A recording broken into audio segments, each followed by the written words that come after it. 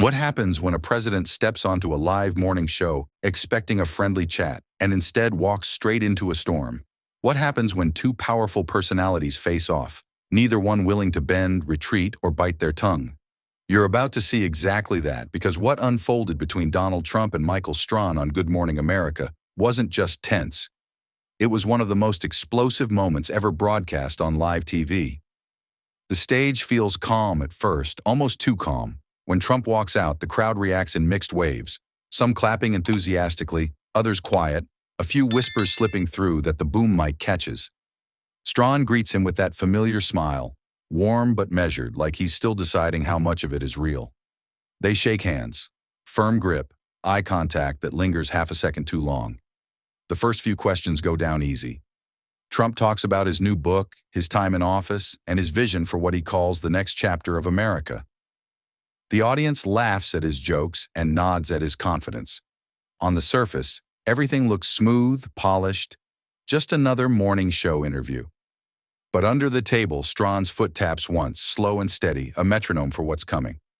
As Trump talks, he loosens his tie, gets comfortable, leans back like he owns the set. Camera 3 catches him from below, the perfect hero angle. Broad shoulders, golden light on his face. The director loves it. The control room doesn't blink. But then Strahan flips a page in his notes. His smile fades just a bit. He takes a breath through his nose, short, deliberate. Everyone who's worked with him long enough knows that move. It's the signal that the real interview is about to start. The questions are about to get sharper, the tone about to turn. Trump doesn't notice yet. He's still riding the crowd's energy, waving his hands as he talks about fake stories and great accomplishments. Strahan glances once at the camera, then back at Trump, the look of a man about to pivot the entire conversation. The shift happens so fast the audience barely notices it first. Strahan's voice stays even, but the words land heavier. Millions of Americans want answers, he says, eyes steady on Trump. They're watching right now, wondering how you respond to the ongoing legal challenges and what this all means for the country's trust in its institutions. The room tightens instantly. You can hear someone in the back row cough just to break the silence. Trump's smile freezes midair. He leans forward, eyebrows raised, and says, "That's a nasty question." His tone sharpens. "That's exactly the kind of fake narrative people are sick of hearing from the media. I expected better from you." Michael Strahan doesn't flinch. He's been hit harder on live TV before, just never quite like this. "These are facts," he says calmly. "Not ambush questions. These are things every major outlet's covered. People deserve to hear your side." The tension thickens. Trump tilts his head slightly, smirking, the kind of smirk that says he's about to turn defense into offense. He points toward the camera and says, "The media's been wrong about me from day one. They don't want truth, they want headlines." The audience doesn't clap or boo, they just stare, caught between curiosity and disbelief. In the control room, a producer's message flashes on screen. "Stay on it. Spike climbing." The ratings graph ticks upward, but nobody can look away long enough to celebrate. The interview has officially crossed the line from polite to personal. Strahan glances down at his notes and decides it's time to go straight into the fire. "Let's talk specifics," he says. "The classified documents found at your residence. Why were they there? And why resist returning them when the government requested?" The words hang in the air like a dare. Trump's body stiffens, his hand gripping the armrest of the chair. "Those were my documents," he snaps. "Totally legal. I had every right to them. The Presidential Records Act gives me that authority. It's a total misread of the law by people who should know better." He looks at Strahan like the point should end there, but Strahan doesn't blink. He leans forward slightly. "But multiple legal experts, conservative and liberal, say that interpretation doesn't hold up. Federal judges have ruled that those materials belong to the government, not to you personally." Trump waves a hand and cuts him off. "Those so-called experts are biased. Half of them are on payroll somewhere, bought and paid for. Everyone knows it."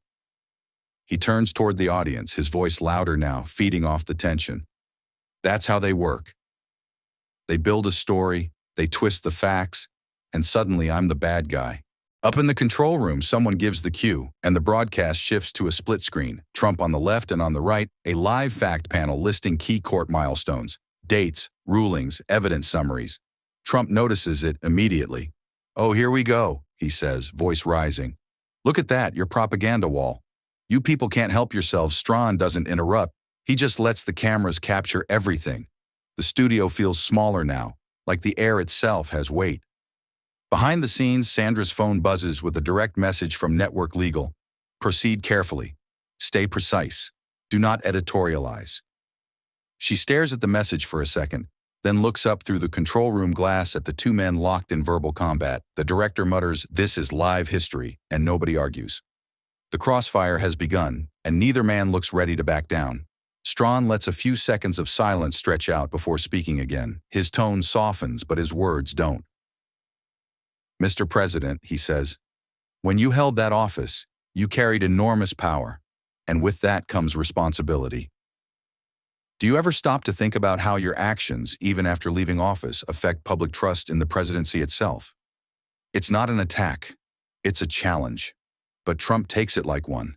He leans forward, voice lower now but charged. You have no idea what it's like to carry that weight, Michael. The weight of the office, every decision, every word, twisted, used against you. You talk about responsibility like it's a slogan. Try living it when half the country's rooting for you to fail." Strahan doesn't move. "This isn't about me," he says firmly. "It's not about your enemies either. It's about accountability, something every public figure owes to the people who put them there." Trump exhales through his nose, sharp and dismissive. He turns toward the audience, pointing out into the lights. "This is what the establishment does," he declares. "They want me silenced. They want to shame anyone who stands up to them. They don't want truth. They want obedience." His supporters in the crowd start clapping, hesitant at first, then louder. Strahan cuts through the noise, his tone edged with frustration now. "You keep performing persecution, but I'm asking you to answer. What about the facts? What about what's in those indictments, in those rulings?" Trump glances back, eyes narrowing, lips tight. For a moment, it's pure standoff. Two men, two realities, both convinced the other is lying. Camera one zooms in just slightly and catches something unscripted. A woman in row 3, shaking her head slowly, her expression a mix of disbelief and exhaustion. She's not yelling or clapping, just watching like someone who's seen too much. That moment, the quiet reaction amid all the noise, ends up going viral hours later. The caption reads, "America," in one frame. The next question drops like a thunderclap. "Let's talk about January 6th, Strahan says. Just the mention of it changes everything. The chatter in the control room stops. The studio lights seem harsher, and even the audience goes still. Trump's face tightens, his jaw locking for half a second before he answers. "I told people to protest peacefully and patriotically," he says, enunciating each word like a defense he's repeated 100 times. "That's what I said. Peacefully and patriotically." He sits back, waiting for the applause that doesn't come. Strahan leans in slightly, tone even, but cutting through the tension like a blade. "Then what about the hours after?" he asks. "When the violence started? The pressure campaign on your vice president? The state maneuvers to overturn results?" Trump's voice spikes. "The election was stolen, Michael. Everyone knows it. There was mass fraud, massive corruption, and the media refuses to talk about it." His hands move with every word, chopping the air. The audience starts whispering, unsure whether they're witnessing politics or history unraveling live. Strahan doesn't back down. He opens his folder, eyes scanning notes. "There were over 60 cases," he says. "Recounts, audits, all showing the same result. Judges, some of them appointed by you, dismissed every single claim." Trump laughs, but there's no humor in it. "You believe those rulings? You really think those judges weren't pressured? They wanted to protect their careers, not the truth." Strahan's tone hardens. "When every court, every recount, every independent review says the same thing, at what point do you stop blaming everyone else? At what point does denying results stop being defense and start being damage to democracy itself?" Trump doesn't blink. "What damages democracy," he shoots back, "is letting a fraudulent election stand. That's the real danger." The air feels like it's vibrating. Somewhere in the control booth, a producer whispers, "We're way past safe ground." Strahan signals the tech team and says, "Let's show the timeline." The screen splits again, live on national TV. A lower third graphic rolls across key rulings on election challenges, 2020 to 2022. Dates, verdicts, judges' names scroll while Trump watches, expression darkening. "And you call that unbiased?" he growls, leaning toward the camera.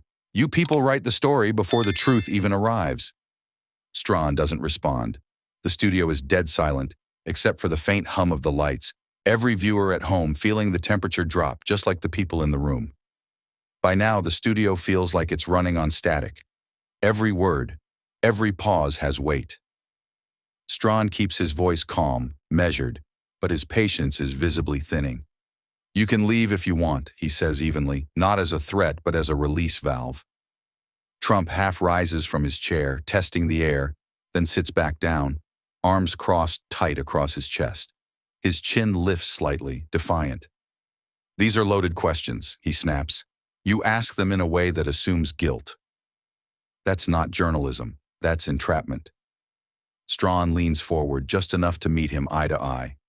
"Then give context we can verify," he says. "If the story's wrong, correct it. But don't dodge it." His tone is sharp, but still professional. The kind of precision that makes silence sting. Trump looks away, jaw flexing, clearly torn between walking off or staying to win the room back. The cameras catch it all, the micro-expressions, the tension, the ego battle happening in real time. Then it happens, a quick, barely audible moment, but one that changes everything later. As Strahan shuffles his notes, Trump mutters under his breath, "Typical hit job." The mic on his lapel doesn't catch it clean, but the boom mic above does. The audio engineer in the control room glances up immediately, replaying the waveform in disbelief. "He just said it," she whispers. "He said it." Sandra, watching from behind the glass, feels her stomach drop. In the back, producers start arguing quietly. "We cut to break now, right?" one says. "No," another replies, eyes on the live ratings graph that's spiking off the charts. "Let it ride." The cameras stay locked. Strahan's voice drops low, controlled, deliberate. Trump's eyes narrow, the room's oxygen thins, and for a second, everyone watching, both in the studio and at home, knows they're about to see something no one can walk back from. The air feels heavier now, like the walls themselves are holding their breath. Strahan looks at Trump across the table, voice low but steady. "Is there any valid criticism you'll accept at all?" It's not sarcastic. It's sincere, maybe even pleading. Trump tilts his head, eyes narrowing. "You all begin at guilty," he says flatly. "You, your network, every so-called journalist in America, you've already decided the verdict before the question's even asked." Strahan doesn't look away. "I'm asking you to consider alternatives. Maybe not everything is a plot against you." Trump's answer comes instantly, cold and sharp. "Considered. Rejected." His tone lands like a gavel, final, unmovable. For a second, Strahan just stares, pen resting between his fingers. He's weighing whether to push harder or let it burn out naturally. Then he decides. He signals to the control room. "Can we pull up that quote?" he asks. On the monitor behind them, a headline flashes. Trump. "Accountability is what keeps a leader honest." Fox Business, 2018. Strahan doesn't say anything for a moment, just lets the audience read it. "You said that," he finally adds. "Same words, your own interview." Trump's expression barely flickers, but it's there, the brief recognition that he's been cornered on his own record. "Different time," he says quietly. "Different context." The audience tightens up. No laughter, no clapping. Just that strange, collective stillness that fills a room when people sense they've crossed from television into something real. Then, from somewhere near the back, one person starts clapping. Just once or twice, slow, uncertain. It echoes awkwardly, then dies out, leaving the silence louder than before. Both men hold each other's gaze, and in that frozen moment, it's clear this isn't about questions or answers anymore. It's about two realities colliding on live TV, and only one will survive the broadcast. The tension finally snaps into something physical. Both men rise almost at the same time, as if pulled by the same invisible wire. Trump squares his shoulders, his body angled toward Strahan. Strahan doesn't step back, he meets him head-on. Their frames fill the shot perfectly. Two tall figures, both refusing to blink. From the corner of the stage, security edges closer, just out of frame, but ready if things go sideways. The audience senses it too. The usual hum of studio energy has vanished, replaced by a charged silence that makes every breath sound loud. Strahan's voice cuts through at first. Leaders face tough questions, he says. That's part of the job. Trump fires back without hesitation. Leaders fight when the courts are compromised. When the system's stacked against them, they don't sit there and smile for the cameras, they fight. His tone has shifted from defensive to full campaign mode, his voice carrying across the room. Strahan doesn't back down. Court of law beats the court of opinion every time, he says, each word slow and deliberate. Trump shakes his head, smiling tightly, the kind of smile that's all warning and no warmth. Courts are biased, Michael. The people see truth better than the judges ever will. The control room is chaos. Voices overlapping, producers arguing about whether to cut to commercial or stay live. Then Sandra's voice comes over the earpiece. We need to wrap. Someone step in, a floor producer hurries forward, nervous but firm. Gentlemen, we're out of time, she says, holding up a hand.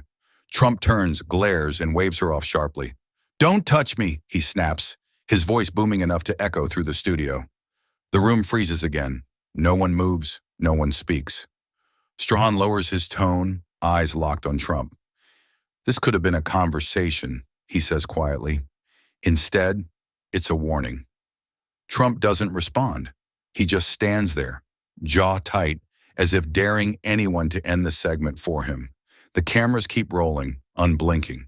And for the first time all morning, even the people watching at home can feel that this isn't just another TV clash. It's a breaking point, live and irreversible. Trump breaks the silence first. This was a waste of time, he says flatly, his voice echoing across the set. He yanks off his mic pack, the cable snapping loose, and drops it into the hands of a startled audio tech whose fingers are shaking so badly she almost drops it. The click of the microphone disconnecting is louder than it should be. For a split second, everyone on set just stares, no one quite believing he's actually doing it. Then Trump turns, adjusts his jacket, and walks off without another word, his footsteps echoing against the studio floor like a closing door. Strahan doesn't move right away. He watches Trump leave, jaw tight, chest rising and falling, like he's trying to catch the breath he didn't know he was holding. When he finally turns back toward the camera, his tone is calm but heavy. That was hard, he says quietly, almost to himself. But sometimes these conversations have to happen. They're not comfortable, they're not easy, but they're necessary. His eyes stay on the lens for a few seconds longer, as if speaking directly to the people sitting at home in stunned silence. Up in the control room, panic hits a beat too late. Go to commercial, now, someone shouts, but the timing's off. The feed lingers just long enough for viewers to catch the unease in Strahan's face before the transition finally cuts in. The stinger music rolls, cheerful and jarring, like it wandered in from a different show. It sounds wrong, like a laugh track after an argument. Back on the floor, the studio is dead quiet. No outro applause, no chatter, just the hum of lights cooling overhead. Crew members look at one another, unsure whether to move or stay still. The audience doesn't know if they've just witnessed a meltdown, a reckoning, or both. Somewhere in the distance, a producer exhales and mutters under her breath, "That clip's never dying." The fallout begins before the credits even finish rolling. Within minutes, the clip is everywhere. Reposted, remixed, dissected. The show's servers choke under the traffic as millions rush to rewatch what they just witnessed live. Ratings spike so high that the network dashboard freezes mid-refresh. In the control room, exhausted producers stare at the numbers in disbelief. They've never seen engagement like this, not for politics, not even for celebrity scandals. This is something else entirely, raw, unfiltered confrontation at breakfast hour. By early afternoon, the emails start flooding in. Advertisers, usually eager to be part of any viral moment, are suddenly cautious. One message from a top sponsor reads, "Please send full context before we commit to tomorrow's spots." Another asks whether the interview was pre-approved or ambushed. Nobody has a good answer. The PR department drafts a statement calling the exchange unscripted and authentic, but even that feels too risky to release. Somewhere between the newsroom and the legal team, everyone's walking on eggshells, afraid to take a side. Then the leaks hit. The first comes from inside. A quiet DM from a junior staffer to a political reporter at The Atlantic. Attached is a clean hallway recording of Trump muttering, "Typical hit job." The clip is crisp, undeniable, time-stamped minutes before his walk-off. The article goes live within an hour under the headline, "Trump knew he'd been cornered." The second leak lands the next morning, a photo of an internal rundown sheet from Trump's own team. It shows a highlighted note, "No January 6th, no doc specifics." The timestamp, however, doesn't match the schedule. The implication is brutal. Someone inside his circle knew the confrontation was coming and didn't stop it. Online, the world splits in two. Half the internet calls it real journalism. The other half calls it a scripted smear. Hashtags explode across timelines. Hashtag hard questions and hashtag media trap battle for dominance. Commentators trade takes like ammunition, each claiming to know who really won. But the most viral line of all doesn't come from Trump or Strahan. It's a viewer's post that racks up millions of likes overnight. Polite TV isn't more important than public truth.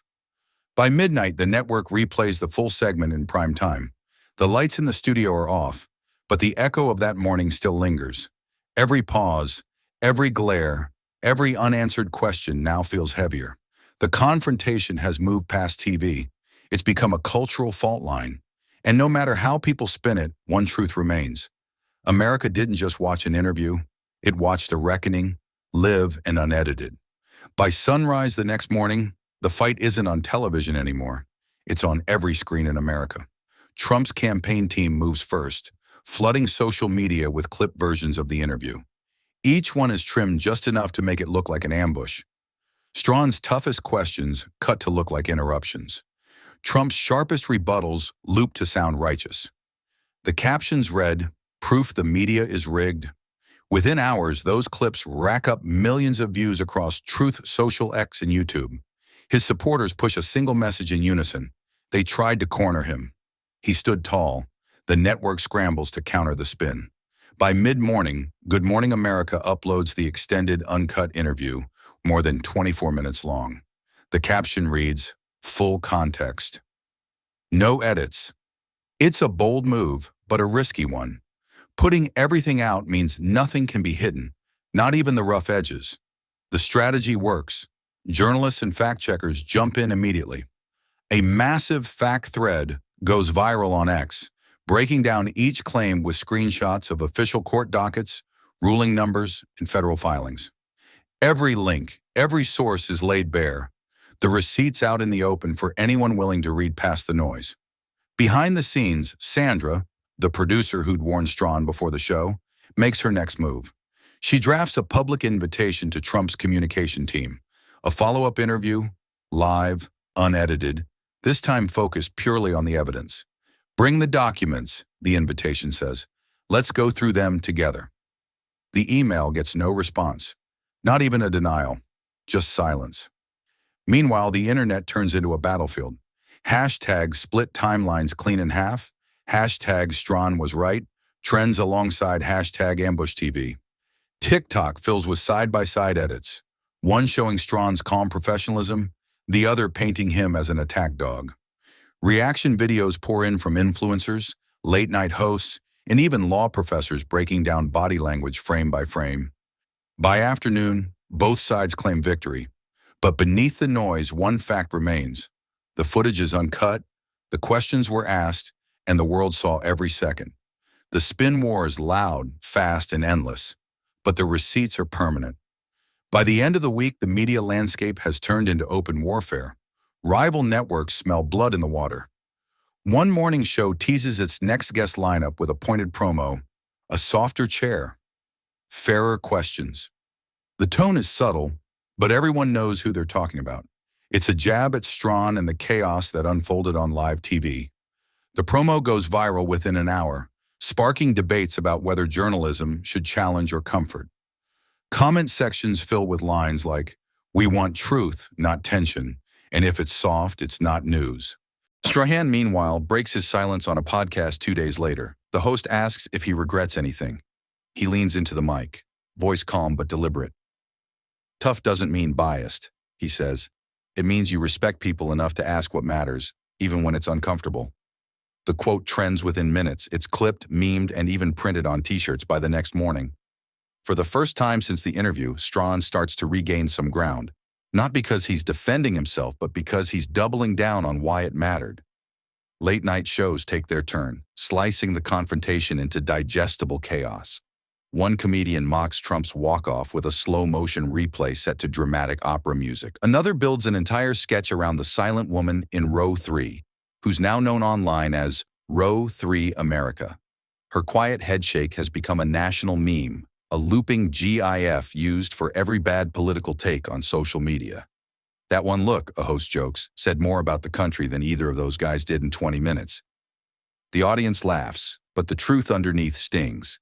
Then comes the quiet beat, the kind that hits harder than all the noise. A high school civics teacher in Ohio plays the full segment for her class, no commentary, just the raw footage. By the time it ends, the students are arguing. Some defend Trump, others back Strahan, but what surprises her most is how deeply they care. She writes in her class notes later that day, "They didn't check out. They leaned in." Maybe that's the point. The clip may have started as a clash between two men, but it's grown into something else entirely, a mirror. Every network, every classroom, every household is seeing their own reflection in it, and nobody's comfortable with what they see. When the dust finally settles, the headlines fade, but the conversation refuses to die. For weeks, pundits and professors picked the moment apart, frame by frame, word by word. What started as a viral clash turns into something deeper, a case study in what journalism is supposed to be. Respect versus ratings becomes the headline of a Sunday op-ed. The author writes, "When a host refuses the cozy seat, the audience gets truth instead of comfort, and truth is rarely polite." That single line gets shared across newsrooms like a quiet reminder of why people ever turned on the cameras in the first place. Strahan never calls it a victory. In a later interview, he says, "I wasn't trying to win. I was trying to hold a conversation that mattered." Trump, for his part, doubles down, telling supporters that he walked because fake news can't handle real answers. But by then, the narrative has moved beyond either man. The footage has become a symbol, the test of leadership distilled into a single question. When the pressure hits, do you answer or do you perform? The image that endures isn't the shouting or even the walk-off. It's the frame that froze right before it all fell apart. Two men, two realities, one stage that could no longer hold both. The lights glared, the world watched, and for once, no one could hide behind the teleprompter. That still frame now hangs in media offices, journalism schools, and news think pieces under a dozen different captions. But one line always comes back around, quoted by anchors and critics alike. Accountability isn't an ambush. It's the job. In a world that loves noise, the silence after that line is what people remember most. If moments like this make you stop and think about where truth really lives, in the questions, the answers, or the silence between them, then make sure you subscribe and join us for the next story, because what happened on that stage wasn't just television, it was a reminder that accountability still matters. Drop a comment below. Was Strahan right to press harder, or did Trump have a point about media bias? Let's talk about it.